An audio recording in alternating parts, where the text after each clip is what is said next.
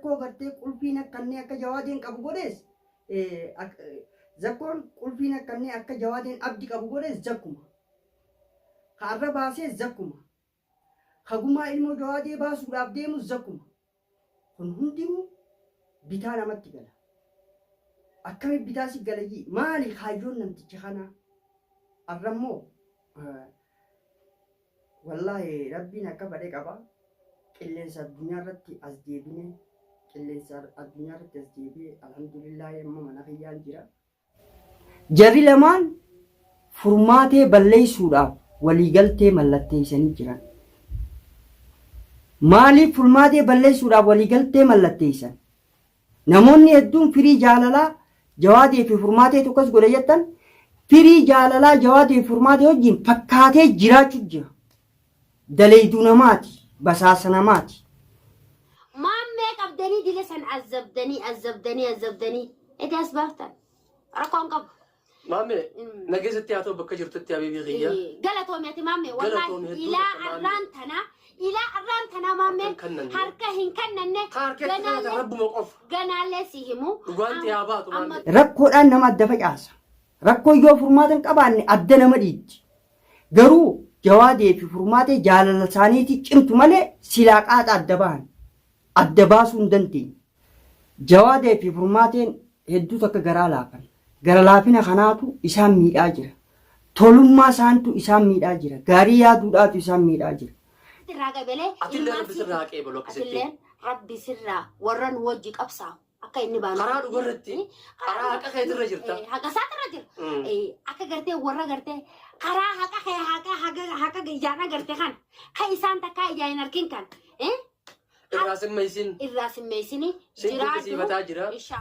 Assalamu alaikum warahmatullahi wabarakatuh. Kam jirtan jaalatamtoota kabajamtoota maammeeti warri taatan marti keessanuu maatiiwwan kiyya.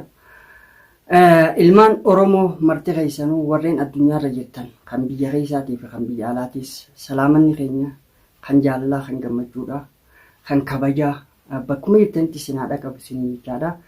Maammeen arraas deebi'ee jira. Alhamdulillah nama jiruutu gaa. Walis arka baga rabbiin gartee umrii sun dheereessee fayyaa sun waliin nu deddeebisee jechaadha. Arrahoo maal qabatee dhufe jechuun keessan hin oolamu. Duraan dursee namoonni maammee baga rabbisii baasii jettan marti keessan warreen du'aa'iidhaas naa godhaa turtan marti keessan hedduutu akka galatoomaadha. Rabbiin gartee warra khayrii yaaddan warra gaarii namaan feetan mara keessanuu rabbiin gaariin isin haa gammachiisu khayrii mana lamaatiin isin haa gammachiisu jechaadha. Dooktar Furmaatee fi Jawaadeenis hedduutu akka galatoomaadha. Maammee keenya galatoomee jettanii galatooma dhugaan ka eenyuuti jennaan dhugaan ka waaqaati dhugaan ka rabbiiti dhugaan ka haaliqa tokkichaati. Namni wanni dhugaa dubbatee dhugaaf dhaabbatuuf rabbiirraa ajirii barbaaduuf fuulduree isaatiin milkaa'uudhaaf milkiirra gahuudhaaf dhugaaf dubbatee dhugaadhaaf dhaabbata. Suniif inshaallah addunyaa fi akhiratti milkiidha barbaanna akka rabbi nu milkeessu barbaanna. Suniif gartee hanga jirru dhugaa dubbanne dhugaadhaaf dhaabbanne dhugaa wajji jiraanne nama dhugaatii wajji jiraanna jechuudha. Akkasitti warra dhugaaf dhaabbatee milkaa'ee rabbi nu haa godhuu isiniin jechaadha. Asumaan dhaamsaas qabadheetiin dhufe wantoota isin hin beekne hedduu tanamayyuutu gartee gaa nama hundarraa dhoobisaadha. Sun qabadhee dhufe maaliif namni hanga jiru khayrii walii dhaamsaan qabadhee dhufe jechuudha. Suniif obboleeyyan kiyya hedduun keessan ammaas maammeen akkamitti bahee akkamitti bahuu dandeenye jarri akkamitti gartee gadhiisuu danda'an jaalatanii gadhiisanii waan jiru gartee hedduun keessan sammuu keessan keessa yaaduun oolu. Ammoo an dandeettii tiyyaanis jaalala isaaniitiin dandeettii tiyyaan hin baane isaanis jaalatanii na gadi hin dhiifne tuni maali nasrii rabbiiti. Rabbiin ilma namaa kana hoggaaniif gartee ati uumaa isaatti haajamte rabbiin ni hinaa fayyan ammoo bakka jirtutti yoo rabbii keetti ijjattee rabbii kee qabattee rabbii kee kadhatte rabbiin si baasa farajaa si fide jechuudha. Fuudhan bardisii si harkaa fuudhanii dhiisaa tanoggaa itti keessa mi'aati maal si dhagaa'e barsiisni si moodha jettee waan takka kana zakkoo meen ruwaas kan neettee bara kimiyaan si harkaa fuutee mataa gubbaa itti gakkaayanii bar ati isaaniyaati. Zakko siimu odoo maallaqa qabaadhe anilleen akkuma ati jette isaan sanaati arra baaftu anilleen boruu hidhat deebisa. Biyya tana keessatti maallayni akka waa fayyadus arkeetiin jira dhugaadha maallayni qaceelloo waa fayyada maashaallah maallayni qaceelloo waa fayyada. Arkeetiin jira ani namummaa fi yakka gartee inni narra fide saniitiito dalagaa seeti maallaqa dalaga hin seene hidhaa geessa. Fiidiyoolee fi waraqaalee. Ani dadhabeetiin keessa. Mana hospitaalaatii baarnes akkasuma bira jirti. Gara laafina keessantu isin miidhe jawaatii fi furmaatii. Firiin jaalalaa yeroo jalqaba gartee isin aruuza gootanii as takkaa keessisaadhaa nageen ta'an achirraa kaasee inni daleeyduu zakkoodhaa ture. Assalamu alaikum warahmatullahi wabarakatuh. Kam jirtan jaalatamtoota kabajamtoota maammeetii waritaatan marti keessanuu salaamanni keenya kan jaalalaa kan kabajaa lafa itti sinaayoo isin jechaadha. Jirra alhamdulillahi baga jiraattan rabbiin gartee jireenya keessan keessatti gufuu gufaata fi gartee waan hamtuu hunda rabbi isinirraa haa qabu gammachuu malee gattee rabbi isinirraa haa qabu jechaadha. Arraas jechaane alhamdulillahi maammeen eega gartee gaa guyyaa obboleettiiti caaltuu jechuudha. Isii dhukkuba jaanii achi manana baasanii haaluma tokko keessaan ture jarri san akkaan gartee hin deemnes nu godhanii akkaan hin teenyes nu godhanii hidhaa gartee dhaabbataa takka na hidhan. Hidhaa dhaabbataa siin jedhu keessa tabilisummaa fakkaattu. Keessa tana maan tawaasiruu dandeessu. Ammoo deemtee akka gartee isaan biraas deemuu hin dandeenye akka isaan biraas fagaachuu hin dandeenye akka atis waan hubanne waan akkanaa kana gartee gaa godhanii wanni san maalirraa akka taateen beeku namoonni hedduun keessan maaliif gartee jawaadeetti yaamin maa furmaateetti yaamin waan jiru dhiyeessa garuu guyyaa san hatattamaan obboleettiin ta'e dubbachuu hin dandeessu akka malee dhukkuba jennaaniin hatattamaan fiigaa dhaqe akkasii gaa hoggaan an dhaqe manni akkuma tokko shurukkaan gartee isaan mana san keessatti waa aarsantu jira. Alhamdulillah garuu akkuma rabbiitiin gargaarsa rabbiitiin raafe malee silaa rabbi na gargaaruu baate arra gartee bakka sanii wanni hin jiru arra eessaa baate jechuun keessan dhoor akkuma kalee isa argaa turtan abdi zakkoon baase jechuudha. Akkamit baase zakkoon maaliif duraanii ka zakkoo gartee qulfiin akkannee akka jawaadeen qabu godhees zakkoon qulfiin akkannee akka jawaadeen abdi qabu godhees zakkuma. Ka arra baasees zakkuma. Ka gumaa ilmoo jawaadee baasuudhaaf deemus zakkuma. Kun hundinuu bitaa namatti gala. Akkamit bitaa si galayyii maali kaayyoon namticha kanaa arrammoo wallahi rabbiin akka badee qaba qilleensa addunyaa irratti as deebine alhamdulillah amma mana fayyaan jira. Jarri lamaan furmaatee balleessuudhaaf waliigaltee mallatteessanii jiran. Maaliif furmaatee balleessuudhaaf waliigaltee mallatteessan? Jawaadee zakkoon amma jawaadee yoo itti dhufe ajjeesu akkaataa itti ajjeesu deemu jira malee. Jawaadee jiruudhaan ajjeesuu barbaada jiruudhaan. Amma gaa waan furmaateen bira jirtu furmaateen utubaa taatee fiiti gargaarsa rabbiitiin gartee cinaa dhaabbattee deeggarsa cimaa godhaa fi hamilee itti godhaa roorroo irraa qolachaa jirti. Kanaaf jawaadee namni utubaa ta'ee furmaateedha. Dura furmaatee balleessuudha. Furmaatee akkamitti balleessan yookaan furmaatee fi jawaadee adda facaasuudha. Tooftaa gartee furmaatee fi jawaadee adda facaasan lafa kaayyatan. Sanbooda furmaatee alanfatanii nyaatan.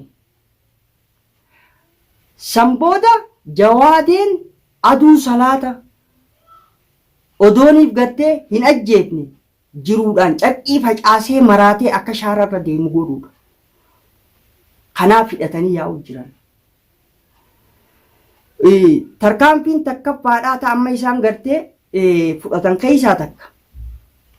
Jawaadee fi Furmaatee sodaachisanii baareessanii galaa bobbaa wallaalchisanii akka isaan nagayaan bobba'anii hin galle godhuudha.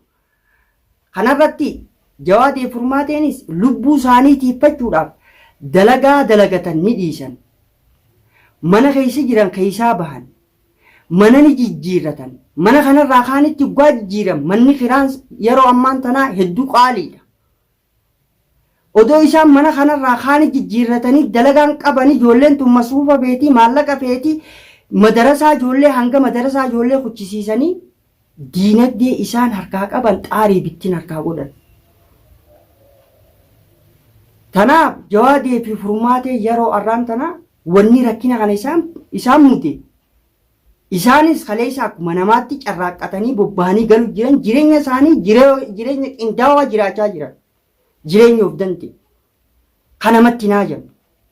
Arra maaltu deemaa jira jechuudha? Akka isaan fuula namaa dhaabbatan godha jechuudha. Kuni maali? Namni rakkoodhaan nama adda facaasa.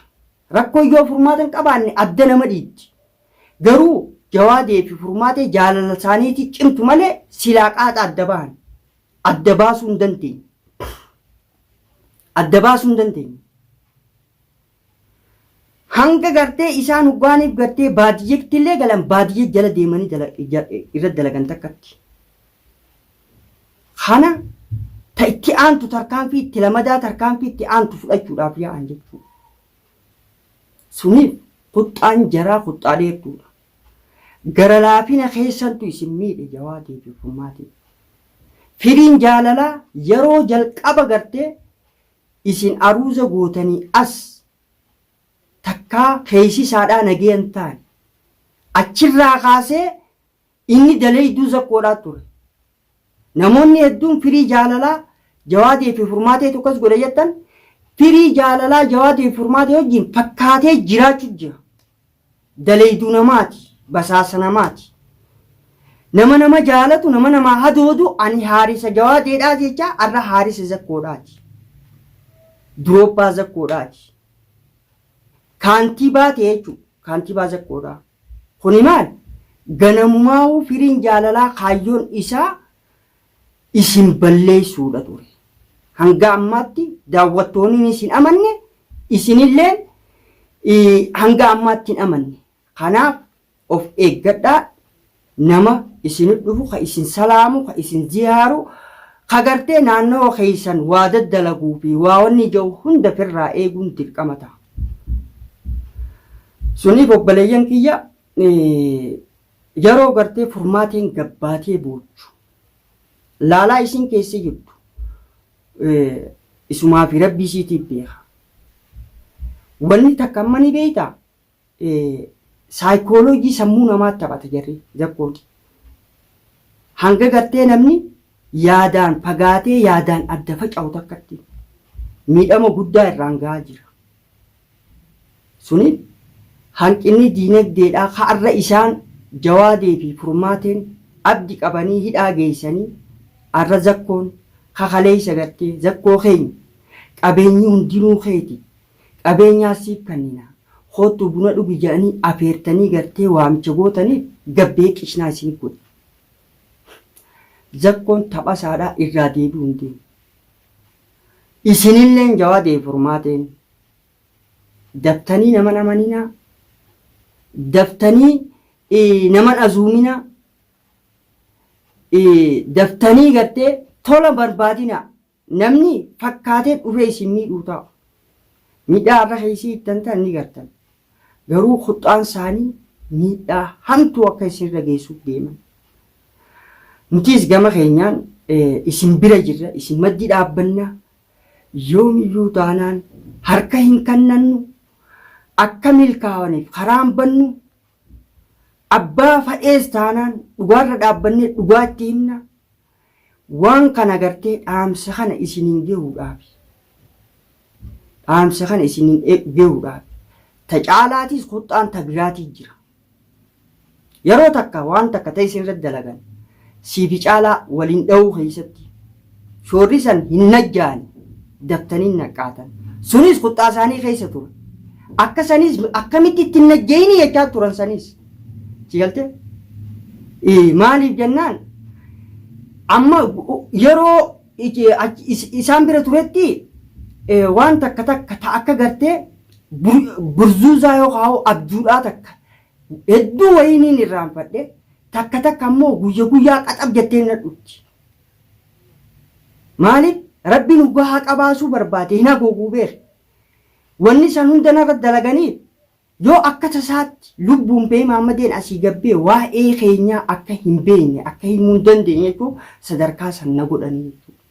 Alhamdulillah irra raafeetiin jira. Kanaaf obboleeyyan kiyya firii jaallaati jechaas furmaatee fi jawaadeera dhiibbaa hin godhinaadha. Jawaadee fi furmaateen har'a nama gartee Oromoo isin malee uumaan qaban nama isaan cinaa dhaabbatu barbaadan shirrii gartee isaan irratti as deemu waan hedduu nama sodaachisaati. Garuu rabbi malee wanni sodaatan hin jiru. Maaliif jennaan ilmi namaa kun hanga jiru dhugaarra jiraachuuf barbaachisaadha. Hanganaan isiniin jechuudha dhufe hanga gartee viidiyoo biraatiif wal arginutti. Wassalaamu alaikum warahmatullahi.